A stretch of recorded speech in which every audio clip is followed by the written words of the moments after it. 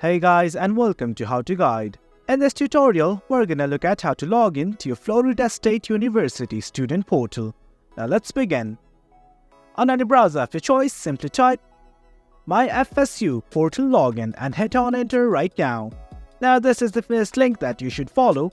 In case you directly want the link, here's the link right here, that is my.fsu.edu. Simply hit on enter on any one of them. This is the link, simply click on this link right here. Both of these links will redirect you to the same sign-in page. Now what you want to do right here is enter your FSU ID and password. In case you want to manage your FSU ID and password, click on this link right here and then simply manage your FSU ID and password. For now, let's simply enter our details right here.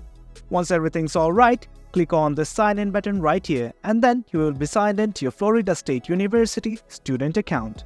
Well guys, that's it for the video. That's how you log into your FSU portal. Hope you guys found this video informative, and for more content like this, do remember to hit like, share and subscribe. Thank you.